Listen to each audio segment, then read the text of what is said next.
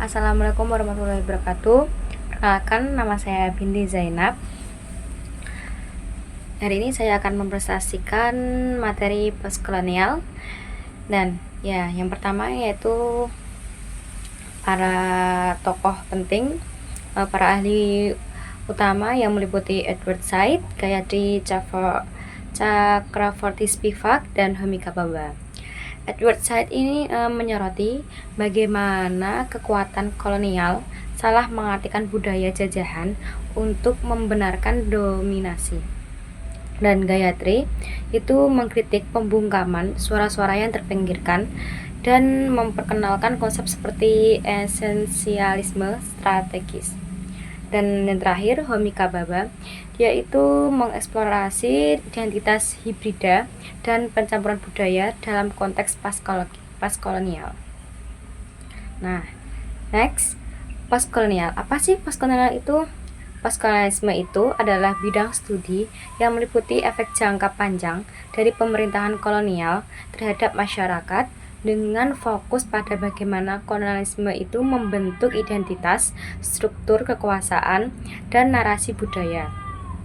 Studi ini mengeksplorasi bagaimana pengaruh-pengaruh ini bertahan hingga saat ini. Nah, postkolonial ini juga ada bertujuan untuk menentang warisan kolonial dan memberikan ruang bagi beragam suara dan perspektif. Nah, tokoh pertama itu Edward Said. Edward Said itu lahir 1935. Dia seorang sarjana Palestina Amerika dan tokoh kunci dari postkolonialisme. Bukunya yang terobosannya Orientalisme tahun 1978 itu tentang meneliti bagaimana Barat itu secara historis merepresentasikan budaya Timur. Dan Said berpendapat bahwa penggambaran Barat itu tentang Timur seringkali bergantung pada stereotip, menggambarkan sebagai sesuatu yang eksotis dan terbelakang, serta tidak beradab. Nah, penggambaran ini tuh menciptakan biner di mana Barat dipandang rasional dan superior, sementara di Timur dipandang irasional dan inferior. Nah, karya saya juga mengungkapkan bagaimana representasi budaya terkait erat dengan kekuasaan dan berfungsi untuk mempertahankan hegemoni Barat. Nah, di sini ada konsep Said, yaitu 1. Presentation and power, concept of the power, dan konsep discourse. Nah, yang pertama, representation and power. Dalam karyanya yang berjudul Orientalisme, Edward itu berpendapat bahwa representasi sangat berkaitan dengan dinamika kekuasaan, khususnya dalam konteks bagaimana Barat mempresentasikan Timur. Ia berpendapat bahwa representasi ini tidak netral, tetapi dipengaruhi oleh kekuatan politik dan ideologis yang mendasari. Intinya, kritikan Said ini tuh mengungkapkan bagaimana representasi budaya jarang sekali polos atau objektif, seperti sebuah proses yang tertanam dalam hubungan kekuasaan yang membentuk bagaimana masyarakat itu memahami diri mereka sendiri dan orang lain. Nah, yang kedua, concept of the other. Ini merupakan inti dari kerangka kerja Edward dalam Orientalisme. Konsep ini merujuk pada cara budaya Barat yang mendefinisikan diri mereka bersifat rasional, progresif, dan beradab, sementara Timur bersifat irasional, stagnan, dan tidak beradab, sehingga menciptakan biner. Dalam analisis Said, the other itu bukan sekedar tentang perbedaan budaya, tetapi sebuah mekanisme kekuasaan dan kontrol yang melenggangkan dominasi. Nah, yang terakhir, konsep discourse Edward. Diambil dari teori Michel Foucault yang memainkan peran utama dalam karyanya Orientalisme dan Postkolonialisme.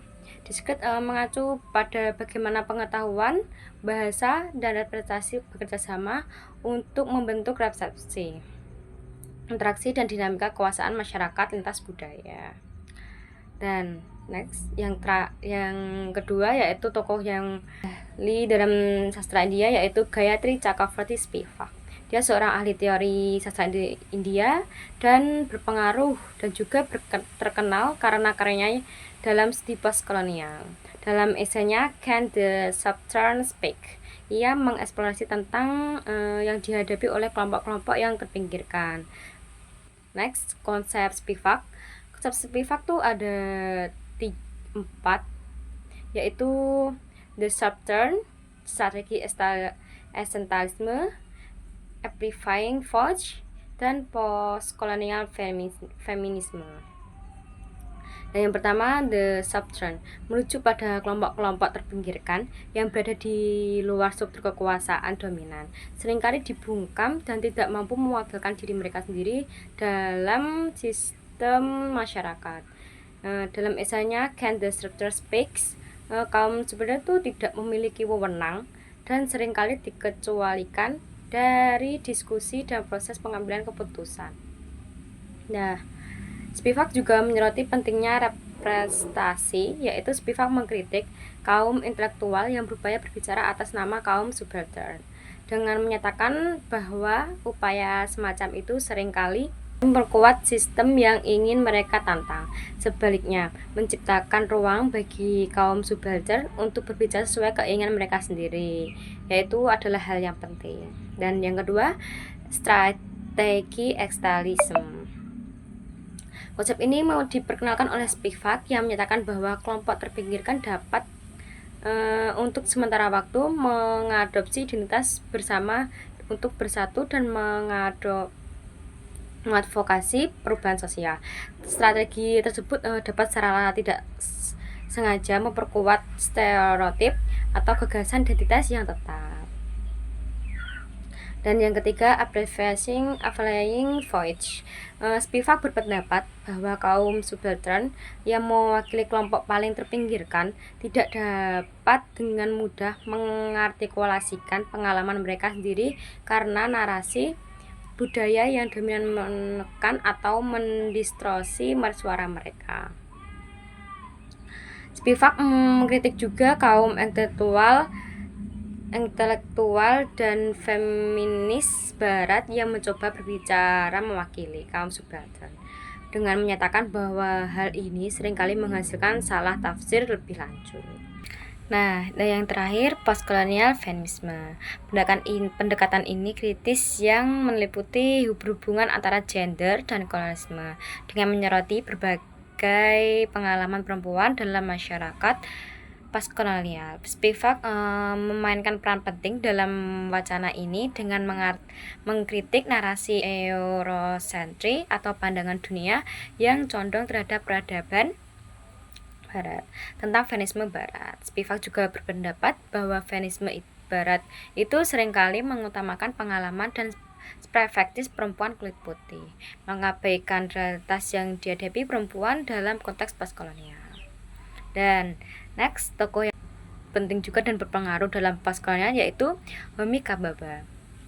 Homi Kababa itu seorang cendekiawan dan ahli teori India, juga berpengaruh yang dikenal atas kontribusinya terhadap studi postkolonial, khususnya melalui konsep-konsepnya seperti hibridi, mimikri, dan ambivalensi. Kababa berpendapat bahwa budaya tidak tetap, melainkan terus berkembang melalui interaksi dan pertukaran. Ini adalah konsep dari Kababa, yaitu hybridity. Kababa berpendapat bahwa identitas budaya tidak statis, tetapi berbentuk melalui interaksi dan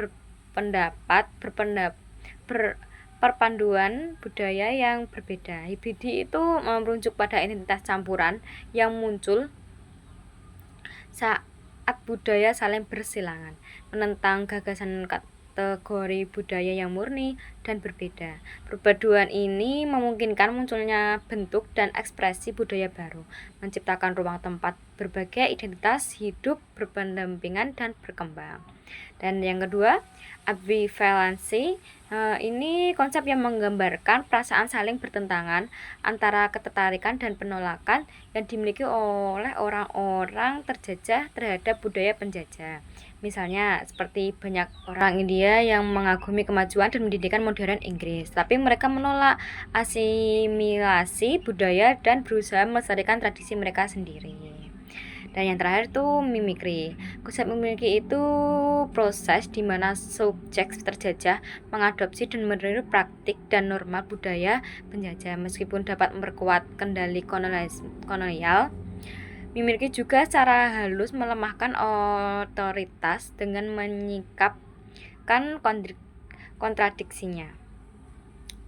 Contohnya pada kekuasaan Inggris, orang-orang India itu berpendidikan didorong untuk mengadopsi bahasa dan tata krama Inggris. Meskipun hal ini memberikan akses terhadap pengetahuan dan kesempatan barat, hal ini juga menyebabkan dislokasi budaya dan rasa inferior di antara banyak orang India. Namun para intelektual India juga menggunakan tindakan ini untuk mengkritik pemerintah kolonial dan mengambangkan gerakan nasionalis. Next. Nah, di sini ada postcolonial critics. Ada empat konsep, yaitu development, Nah, di sini ada develop perspektif. Ini para kritikus postkolonial itu mengusulkan kerangka kerja alternatif untuk memahami sejarah, identitas, dan budaya dari sudut pandang kaum terjajah. Seperti ketiga ahli yang tadi teori tersebut, ahli postkolonial menganjurkan untuk mendekolonisasi sistem pengetahuan dan memasukkan suara-suara yang beragam dalam wacana intelektual. Dan yang kedua, so how literature is often evasively and colloquially silenced. Mereka bertiga ini berfokus untuk pencampuran budaya yang dihasilkan dari pertemuan kolonial menentang gagasan tetap tentang identitas. Seperti apa? Seperti konsep Kababaya itu tentang hibridity, menunjukkan bagaimana masyarakat yang terjajah beradaptasi dan membentuk kembali pengaruh kolonial untuk menciptakan identitas baru. Dan yang ketiga, examine the representation of other culture. Nah, para kritikus postkolonial ini juga menyadari pentingnya mengakui dan menghormati perbedaan budaya daripada memaksakan narasi tunggal. Seperti Spivak, ia menekankan perlunya melibatkan suara-suara yang terpinggirkan, terutama perempuan dalam masyarakat yang terjajah. Nah, dan yang terakhir, celebrate hybridity and cultural prevalence. Para kritikus postkolonial juga menyoroti pentingnya mengaku dan menghormati perbedaan budaya daripada memaksakan narasi tunggal. Seperti Spivak juga menekankan perlunya melibatkan suara-suara yang terpinggirkan, terutama perempuan dalam masyarakat yang terjajah. Ini juga seperti examine the expression of the cultural. Kesimpulannya, Edward Said, Gayatri Spivak, dan Kababa mereka telah memberikan pengaruh yang begitu besar dan juga mendalam pada studi postkolonial, yaitu dengan fokus pada kritikan terhadap representasi, voice, dan identitas yang menentang narasi kolonial. Teori-teori mereka juga sangat berfungsi sebagai menvalidas pemahaman yang lebih mendalam tentang dampak kolonialisme yang bertahan lama pada masyarakat modern, identitas budaya, serta dinamika kekuasaan. Dan terakhir, postkolonial akan tetap menjadi analisis penting untuk mengeksplorasi dinamika budaya dan sosial kompleks di dunia yang semakin modern, menyorot mengerti isu-isu identitas serta kekuasaan dan perlawanan. Sekian presentasi saya, semoga dapat membantu dengan penjelasan saya, dan mohon maaf jika ada kata-kata yang kurang dimengerti atau kurang jelas. Sekian, wassalamualaikum warahmatullahi wabarakatuh.